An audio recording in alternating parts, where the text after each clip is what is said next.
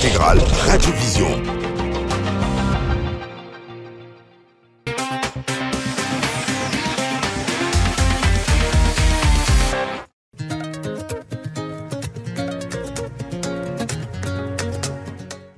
Mesdames, Messieurs, vous êtes à l'écoute de Intégrale Radiovision. C'est la radio qui émet au Cameroun, à Douala, dans le premier arrondissement. Nous recevons les acteurs du monde agricole de notre genre, justement. Ils sont les acteurs du secteur des industries animales. C'est l'Association nationale des exploitants des produits de mer et des activités assimilées. Une association qui naît de tous ses centres. J'ai dans ce studio le président de cette association, M. Ndjong Gouba Félicité Richard Anissé, qui est le secrétaire général adjoint, et accompagné de Mme Fande Monique, qui est le secrétaire financier numéro 2. Président Félicité Ndjong Gouba, bienvenue sur Intégrale Radiovision, qui est désormais le partenaire média de votre association ANEPAC. Qu'est-ce qu'il fait l'actualité d'ANEPAC rendu à ce jour? D'abord, j'aimerais faire savoir aux auditeurs que ANEPAC, c'est l'Association nationale des exploitants de produits de mer, des produits de pêche, pas de produits de mer, des produits de pêche et activités assimilées. Et j'aimerais également faire savoir aux auditeurs et nos partenaires que ANEPAC est une association nationale vieille pratiquement de 29 ans, puisqu'elle est créée depuis 1994. Et je suis comme ça le 5e président de cette association. Alors, présentez-nous ANEPAC, que vous venez de prendre comme 5e président. De quoi il était question? Quel est l'actif que vous avez trouvé en termes de visibilité, en termes d'activité? En effet, pour revenir sur l'ANEPAC, qui est donc créé depuis 1994 et qui a connu une succession de 5 présidents, donc je suis le 5e, un passif que la nouvelle équipe et moi, nous n'entendons pas gérer. Nous avons donc passé ce passif, comme on le dit, de côté, et nous n'entendons faire aucun audit. Nous repartons sur de nouvelles bases avec notre formule magique. Alors, nous recevons, besoin de le signaler, l'ANEPAC, l'Association nationale des exploitants de produits de pêche et activités assimilées. Je me retourne vers le secrétaire général adjoint, M. Bineli Anissé. Vous connaissez certainement mieux ANEPAC. Si on vous donnait une minute pour parler d'ANEPAC, que direz-vous? ANEPAC est une association jeune qui évolue dans un secteur bien réservé et qui a été malheureusement inexploité et très mal encadré. Quand vous parlez de passif, je voudrais remercier les propos bienveillants de mon président qui dispense la communauté nationale d'un audit de ce passé-là. Oui, nous disons que ANEPAC est une association qui fait dans les produits de mer, de pêche. Ils sont tellement variés et tenez-vous tranquille, nous avons une feuille de route que nous tenons de cœur à implémenter d'ici cette fin d'année. Alors, Madame Fande Monique, vous êtes une femme, secrétaire financier numéro 2 de l'ANEPAC. Quelle est la place de la femme au sein de l'ANEPAC? Bon, je vous remercie de m'avoir donné la parole. Et tout honorée que je suis en tant que femme, je voudrais apporter la contribution de la femme. Déjà, elle est importante dans la société, dans ce sens qu'elle apporte une certaine moralité, un certain équilibre et responsabilité dans toute activité que mène. À savoir, dans ce cas précis, qui est la pêche, en fait, la responsabilité de la femme apporte une contribution dans ce sens que les pêcheurs doivent être responsabilisés. Ils doivent respecter les normes dans leur activité. Donc, en tant que femme, voilà ce que je peux apporter. Des femmes, il y en a beaucoup dans l'activité de pêche. Elles vont en mer.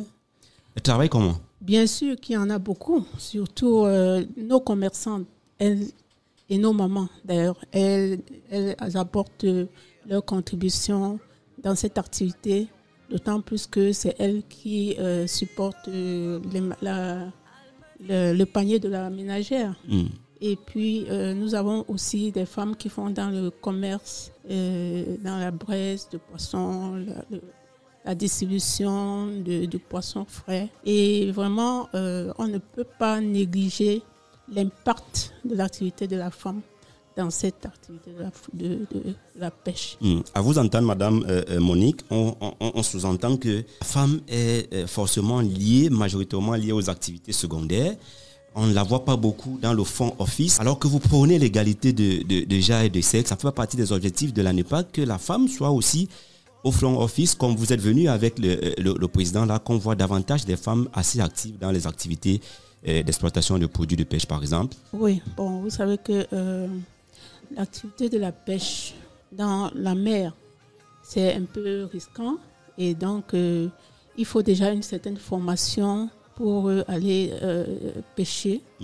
Et il y a également l'élevage hors sol du poisson où la femme peut également contribuer s'il faille y affecter la femme. Et en mettant un peu de côté le risque qu'il peut avoir en mer ou en haute mer, la femme peut contribuer à l'élevage de la pêche hors sol.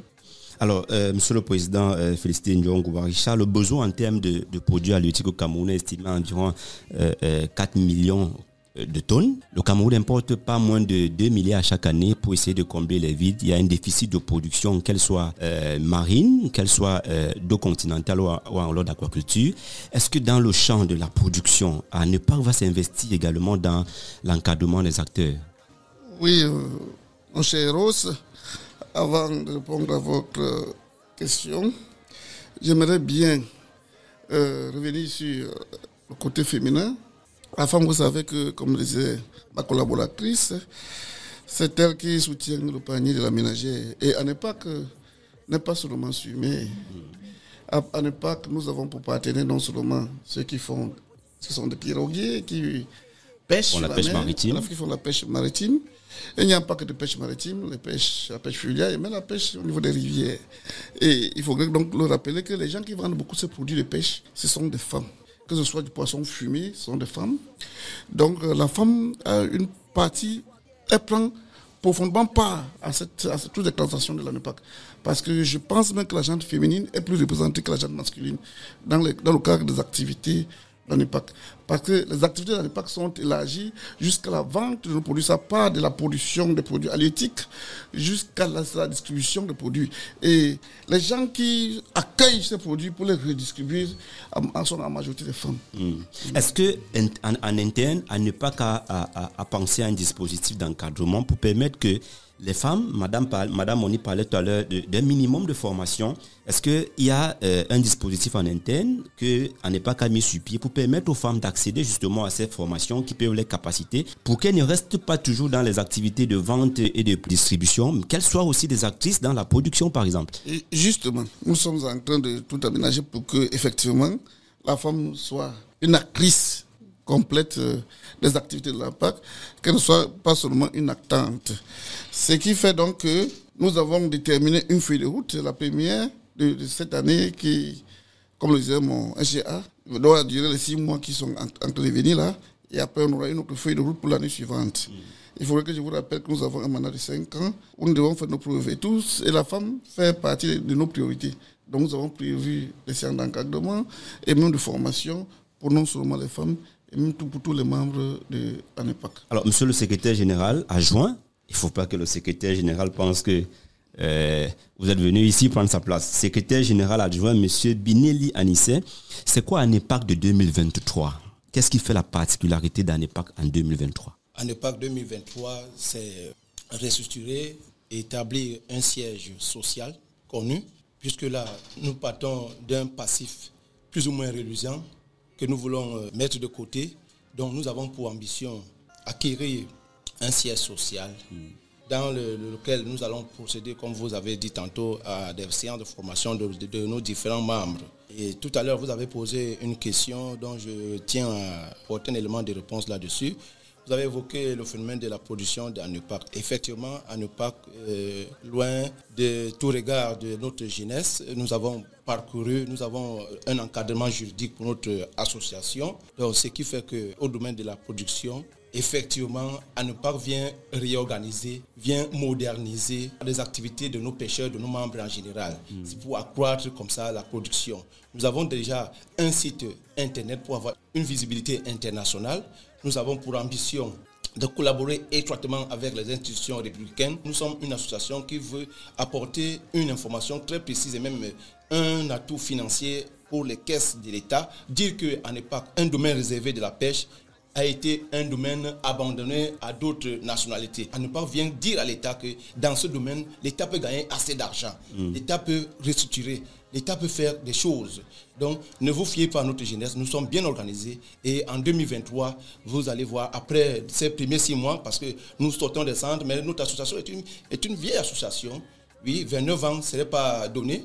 Mais là, nous avons quand même connu une interruption, mais nous ressortons des cendres un passé et nous allons en 2024 faire des choses extraordinaires, familiariser la ménagère des produits halieutiques. Président Richard Ndiongouba, entre la pêche artisanale, la pêche industrielle, la production aquacole, ANEPAC se situe à quel niveau précisément? Oh là là, ANEPAC est au niveau de la pêche artisanale, la pêche industrielle en même temps, et même au niveau des industries, c'est-à-dire la production des sardines, la production des maquerelles, la production des, comment allais-je dire, les fumées de poisson. Les fumées de poisson, des yaourts, tout ça. Et j'aimerais bien vous dire que les missions de l'ANEPAC, l'une des missions prépondérantes de l'ANEPAC, c'est faire offrir aux Camerounais la bonne qualité alimentaire en termes de produits halieutiques. C'est-à-dire, nous n'allons pas lésigner sur nos moyens pour dénoncer à haute voix les poissons qui sont parfois formalisés, que ce soit au niveau de l'industrie, parce que c'est beaucoup plus industriel, parce qu'il y a aussi les industries, il y a la pêche industrielle, la pêche semi-industrielle. Mais ça se passe beaucoup plus au niveau de la pêche industrielle, parce qu'il y a la pêche semi-industrielle et maintenant la pêche artisanale qui ne connaît pas ce produit de formalisé, mais qui aussi parfois s'emploie des fausses manœuvres, c'est-à-dire que... Utilise des engins pour recommander, par exemple. Par exemple, les produits pour recommander pour attraper les poissons, oui. Nous allons dénoncer tout cela. Nous n'allons pas lésigner sur les moyens pour que les Camerounais consomment de bons produits. Est-ce que finalement, ANEPAC ne s'érige pas comme, non seulement comme un défenseur des droits des consommateurs, mais beaucoup plus comme un instrument de pression et de répression contre ceux qui ne vont pas respecter un certain nombre de mesures? Oui, de pression, pas de répression. Répression, c'est trop dit, mais de pression. Nous allons mettre la pression pour que le Cameroun consomme bien. Puisque tous ces partenaires-là, je pense bien que si les Camerounais ne consomment pas, ils n'auront pas eux aussi, l'activité ne va pas marcher. Comment en même temps on sera assis sur une branche et on va l'assis? Quel est le regard que l'administration porte sur ANEPAC New Look 2023? Je crois que le regard est positif parce que nous avons saisi toutes les administrations et j'ai pu vous rassurer que nous recevons déjà beaucoup de coups de fil de la part de ces administrations qui nous encouragent et qui sont avec nous. Et il faudrait que je vous rappelle qu'en fin d'année, c'est-à-dire qu'en décembre, du 18 au 1er janvier, nous allons organiser des journées citoyennes de l'halietique. On en parle dans un moment. Oui. C'est vers la fin. Lorsqu'on va dérouler votre feuille de route, on prendra deux de vos activités. Mais j'aimerais qu'on aborde un peu quelques problèmes des pêcheurs que vous avez pu identifier et qui constituent pour un champ de bataille de premier ordre. 2 problèmes que rencontre le secteur des pêches au Cameroun. Parce que quand même, des chiffres que nous avons eus indiquent que la pêche au Cameroun contribue au produit intérieur brut à 0,00 quelques %. Donc, il faut comprendre que c'est un secteur qui est négligé. Ça veut dire qu'il y a beaucoup de problèmes là-bas. Oui, le premier problème, c'est celui de l'amélioration de la qualité des pêcheurs, du matériel des pêcheurs. Parce que vraiment, ils utilisent... Vous allez distribuer le matériel? Oui, nous allons leur trouver le matériel, même s'il n'est pas moderne, au moins semi-moderne. Le matériel est purement rudimentaire. Les pirogues sont, on ne peut plus rudimentaires, sincèrement. Il faudrait que nous trouvions des partenaires, même sur le plan international, qui puissent nous trouver le matériel nécessaire, approprié pour que nos pêcheurs puissent faire leur travail. Mais un autre problème, celui de la tracasserie maritime. Vraiment, ces pêcheurs sont tout le temps en train de crier que le peu de pollution qu'ils peuvent faire. Et du coup, il y a les tracasseries maritimes, on vient les attraper, et puis on les prend pour leur argent. Et finalement, ils n'arrivent même pas, ils s'en sortent pas, ils font pas bien les activités. Du coup, ils ne peuvent pas rêver, acheter une très grande pirogue, une pirogue moderne. Ils sont toujours là en train de gratter du bois. Et puis, ils sont sur place. C'est pourquoi on a l'impression que ça n'a pas... Mais je dénonce ces chiffres qu'on dit parce que je sais qu'en termes de produits halieutiques, la pêche qu'elle soit artisanale ou industrielle, représente un maillon essentiel de la chaîne économique. Je dis bien un maillon essentiel de la chaîne économique, pas seulement au Cameroun, mais dans tous les pays du monde. Alors, à l'analyse de ces chiffres, justement, on peut comprendre qu'il y a une certaine légèreté dans la collecte des données sur le terrain. Est-ce qu'à ne pas mettre sur pied des dispositifs, par exemple, pour recevoir des agents enquêteurs, des étudiants qui vont mener des travaux, vous permettront d'avoir quand même des chiffres réels qui peuvent aider l'administration à prendre un certain nombre de décisions? Parce que justement, lorsque les statistiques ne sont pas bonnes, on ne peut pas avoir des politiques de développement fiables. Est-ce qu'à ne pas penser à mettre sur pied ce dispositif-là pour que de temps en temps, pourquoi pas tous les mois, qu'on ait par exemple la quantité de crevettes, de poissons qui arrivent à Youpo, à Isenge, qui est capturé à Milende, à Yoyo par exemple? C'est possible, non? Ça peut aider. C'est possible parce que moi-même, j'ai pu vous rassurer également que je suis arrivé un matin là-bas, à Youpo, et j'ai constaté que les poissons qu'on achetait, l'activité qui tourne là sur place, en une seule matinée. C'est-à-dire de 4 heures à 10 heures par exemple, les gens viennent de partout pour acheter du poisson, et même de Yaoundé, et même certaines grandes personnalités qui ne consomment que ce poisson de bonne qualité. Seulement à Youpo là-bas, l'activité sur place, chaque matin, se situe entre 50 millions et même au-delà. Et regardez bien, au bout d'un mois, ce que ça peut donner. Maintenant, si on s'étend au niveau de la pêche industrielle, ce que ça peut donner. Donc, ANEPAC, dans les prochains jours, peut également s'investir dans le champ de la préservation de ces milieux aquatiques-là, bien des populations. Absolument. Vous êtes aussi au courant que 80% des pêcheurs ne sont pas de nationalité camerounaise. Ça ne vous inquiète pas? C'est justement, le monsieur SGA venu de dire cela.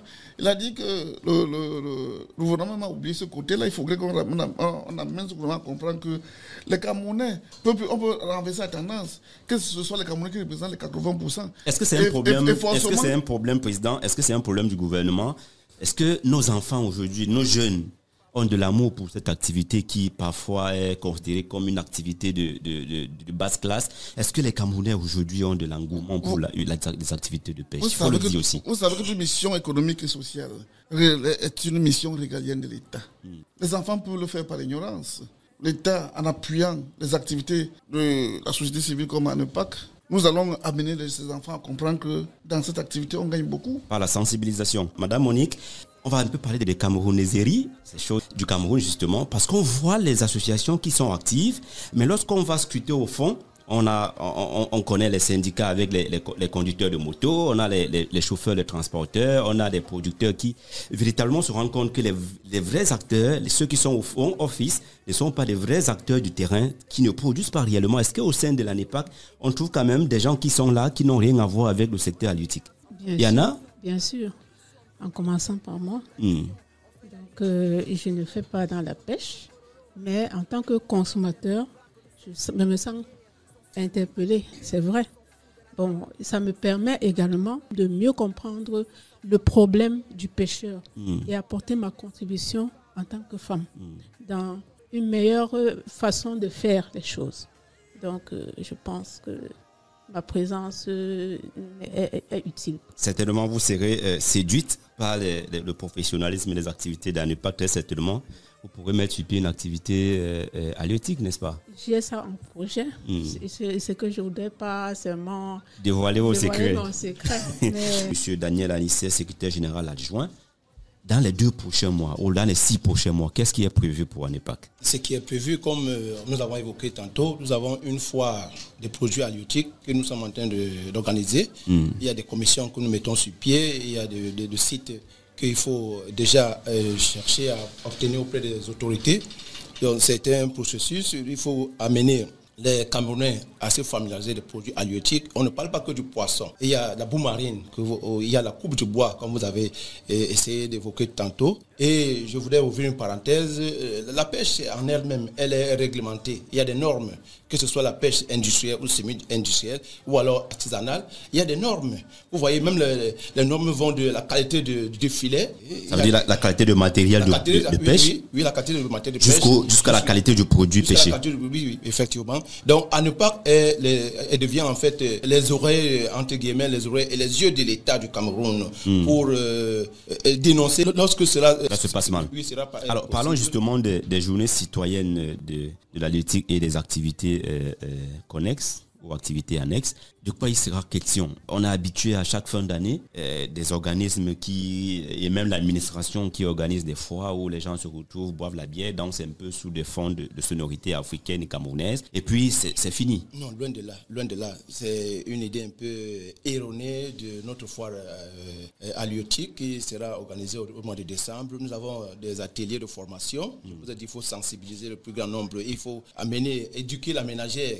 Parce que même dans la technique de fumer de poisson, il y a une technique. Il y a des objets qu'il ne faut pas utiliser. Donc le président peut aller en détail, mais je vous évoque ça comme ça. Et en même temps, faire connaître l'ensemble des produits halieutiques. Et en passant, nous avons des écoles de formation. Lorsque vous posez la question, est-ce que les Camerounais, il n'y a pas que des Nigérians, il y a peu de Camerounais, c'est vrai, mais le Cameroun, la société camerounaise, l'État du Cameroun est en train de restructurer et de donner l'envie aux jeunes Camerounais de s'intéresser au domaine halieutique ou aquatique. Donc, il y a des écoles de formation concernant ce qui concerne la pêche, il y a la pisciculture, l'aquaculture, il y a beaucoup de choses. Il y a des écoles à Bonindale, par exemple, ici au Cameroun.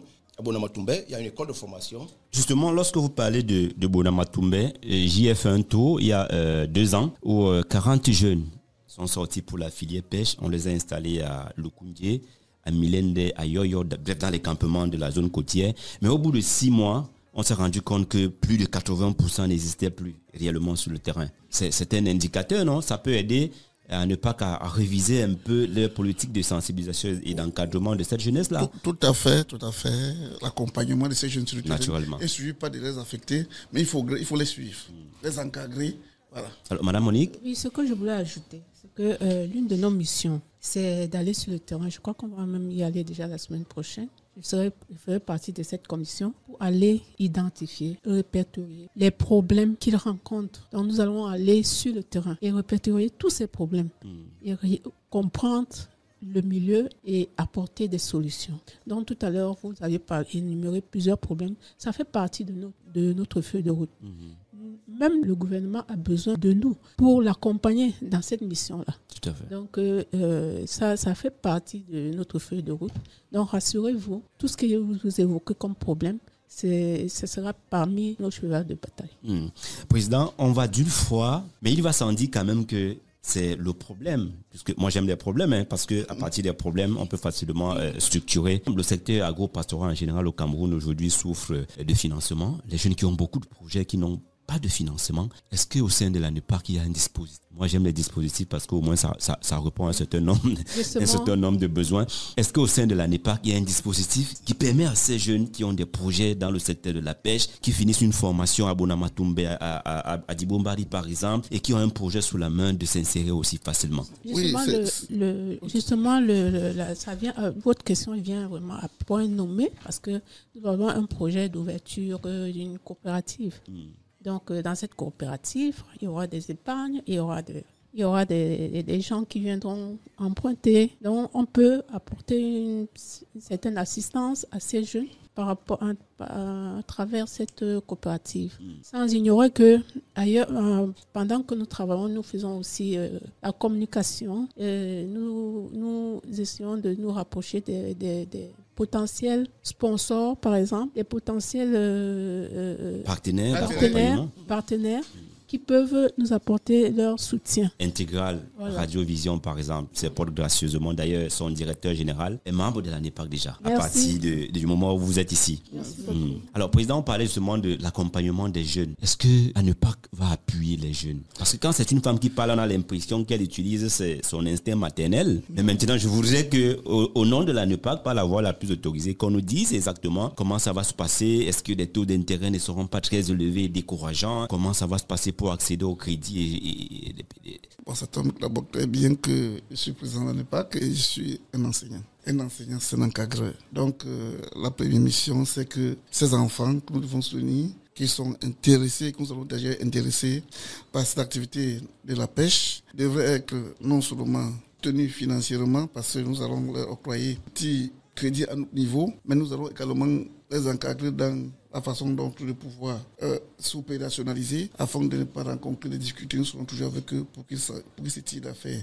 Et parlant des taux d'intérêt, ce sont des taux d'intérêt raisonnables puisque nous sommes avant tout une association. Donc nous faisons beaucoup plus dans le social. Donc c'est tout à fait normal, c'est automatique que nous accordons des taux d'intérêt assez raisonnables qui leur permettent de se tirer d'affaires. On va faire un dernier tour de table justement pour solliciter, pour voir maintenant à quel niveau est-ce que l'administration peut vous être utile, à quel niveau est-ce que les partenaires comme les médias peuvent vous être utiles. Madame Monique Fandeux, secrétaire financier numéro 2. On sort par là. Vous attendez quoi du ministère des pêches et des industries animales, du ministère du développement local et de la décentralisation, du ministère de ci ou ça, de quelle administration? Bref, de façon générale, qu'est-ce que vous attendez de l'État en tant que macro-structure? Bon, oui, vous savez que l'État a tous les moyens de pression et de répression. Donc, nous sommes une association qui veut améliorer le milieu, l'activité de la pêche. Et si en utilisant les moyens de communication, de sensibilisation, d'éducation, on n'arrive pas à bout des problèmes qu'on rencontre, nous sommes obligés d'appeler l'assistance du gouvernement puisque l'objectif est le même. Si nous voulons atteindre certains objectifs et que l'État a certains moyens que nous n'avons pas, qui peuvent nous permettre d'atteindre cet objectif, ces moyens ne seront que les bienvenus. Qu'est-ce que l'administration camerounaise peut mettre à contribution? Oui, ANEPAC mène déjà une activité très transversale qui englobe plusieurs ministères. Nous partons du ministère de l'élevage, des pêches et des industries animales. Nous touchons le ministère de l'agriculture et du développement rural. Nous touchons le ministère de la décentralisation, le ministère du commerce, de l'économie, de la planification et des petites et moyennes entreprises. Donc l'État pourra nous accompagner sur tous les plans, des facilités administratives, des documents, des procédures. Par exemple, lorsque nous vous disons que nous voulons organiser une foire en décembre, nous avons besoin que l'État nous donne des facilités pour obtenir un site et même un préfinancement. Nous ne disons pas que nous attendons tout de l'État. L'État a beaucoup à faire, mais et que l'État nous accompagne, nous accorde des facilités et un certain parrainage dans la logistique ou alors même dans la sérénité, que l'État nous donne des documents ou alors un certain appui financier pour mieux organiser cet événement qui est inédit encore au Cameroun et à Douala où nous allons établir le siège. Sans trahir un secret en même temps, toujours dans le domaine de l'insertion, ANEPAC étant une structure bien organisée, nous avons déjà, il y a un bâtiment, un de ce bâtiment offert par la coopération japonaise à Yopoué, où ANEPAC a ses locaux. Et des barricades modernes. Oui, des barricades modernes. Donc, ANEPAC est bien structuré. ANEPAC a un bureau là, dans ce bâtiment, un bureau bien complet où nous allons, à partir de là, implémenter de nombreuses activités professionnels sur le terrain. Et nous sommes à ce moment-là de plein pied au quotidien avec l'État, dans les petites et les moyennes et les petites et les grandes choses. Alors, Président Richard Ndiongouba, au sorti d'ici, de ce studio, que deviendrait ANEPAC? À quoi ANEPAC va s'attaquer? ANEPAC ne s'attaque pas à quelque chose de particulier. ANEPAC fait son travail. Et le travail qu'ANEPAC va faire, c'est l'ensemble des objectifs qui sont assignés. Ces objectifs qui vont s'articuler autour des activités de la pêche, autour de tout ce qui concourt aux activités de la pêche, c'est-à-dire la pêche artisanale, la pêche industrielle, les différents campements que nous aurons, les produits de pêche que nous aurons, l'amélioration de la qualité de ces produits, l'amélioration de la qualité des produits à consommer et à distribuer, et toutes les activités, l'amélioration de l'écosystème marin, tout cela. Il y a du travail ensemble. Oui, il y a beaucoup de travail, beaucoup. Et donc, vous dites que nous sommes partis de la plus grande autorité parce que nous avons saisi M. le Président de la République lui-même pour lui dire que nous sommes là. Nous avons saisi M. le Premier ministre pour lui dire que nous sommes là. Nous avons saisi toutes les autorités pour dire que nous sommes là. Et donc, nous avons travaillé avec toutes les institutions républicaines parce que nous faisons essentiellement ce qu'on consomme. Vous n'êtes pas des opposants, oui, encore moins les syndicalistes. Nous ne sommes pas des syndicalistes, plus au contraire, nous accompagnons l'action de l'État. Et l'État est notre premier partenaire, il faut qu'on le sache. Et l'État va certainement nous faire beaucoup d'ouverture parce que l'État est le seul qui est capable de produire le yin. En même temps, s'il veut, il produit le yang. Donc, nous sommes... Vous êtes partie prenante. Oui, mais vous n'avez pas beaucoup parlé de la contribution des collectivités territoriales décentralisées. Justement, on est dans l'ère du développement local et de la décentralisation. Le maire de la ville de Douala, ça ne vous intéresse pas que la communauté urbaine, que les différentes mairies vous accompagnent aussi? Non, vous nous coupez l'herbe au pied. Vous nous coupez l'herbe au pied. Effectivement, si vous avez bien vu plan marketing, vous allez constater que le maire de la ville fait partie de nos parrains. Nous avons 3 grands parrains. Il y a la mairie et la communauté urbaine de Douala représentée par son maire. Nous avons le président du conseil régional qui a d'ailleurs pour devoir de nous appuyer, de promouvoir notre activité. Et après, nous avons notre tutelle, le ministère de l'élevage et de l'industrie animale, qui sont d'ailleurs nos parrains, nos 3 parrains, nos principaux parrains. Parole du secrétaire général adjoint, M. Binelli Anissé. Président, on va sortir avec vous une dernière communication sur les activités de l'ANEPAC. On sort rapidement. Oui, bon, il faut le rappeler, nous avons une coopérative qui est en train de voir le jour. Nous attendons d'ailleurs les autorités pour qu'on essaye de mettre à jour les éléments nécessaires pour cette coopérative. Il faudrait aussi savoir que nous allons organiser les journées citoyennes de la bioéthique cette fin d'année. C'est le 18 décembre 2023 au 1er janvier 2024. Beaucoup plus pour alléger le panier de la ménagère et en même temps faire connaître davantage à l'impact. Et puis échanger beaucoup plus aussi. Dans le cas, c'est aussi un cadre éducatif d'échange avec nos différents partenaires. D'accord. Donc, on va commencer l'année 2024 avec ANEPAC. Les journées citoyennes vont s'achever le 1er janvier 2024. On va dire qu'il y a beaucoup de poissons pourris au Cameroun. On n'utilise pas des bons engins. Ceux qui essaient d'utiliser les engins pour ce qui est de la pêche maritime artisanale sont dans de mauvaises conditions. Il y a non-respect de la réglementation. ANEPAC se situe entre la pêche artisanale, la pêche industrielle et l'aquaculture avec les produits et des activités annexes. C'est un plaisir de vous recevoir. Vous reviendrez quand vous voudrez, mesdames, messieurs. On recevait l'Association nationale des exploitants des produits de pêche et des activités assimilées. Le président, M. Richard Félicité Djongouba, était dans ce studio en compagnie de son secrétaire général adjoint, M. Anissé Binelli, et de Mme Monique Fande, secrétaire financier numéro 2. On se retrouve dans un autre cadre. C'est un plaisir. Au revoir. Au revoir.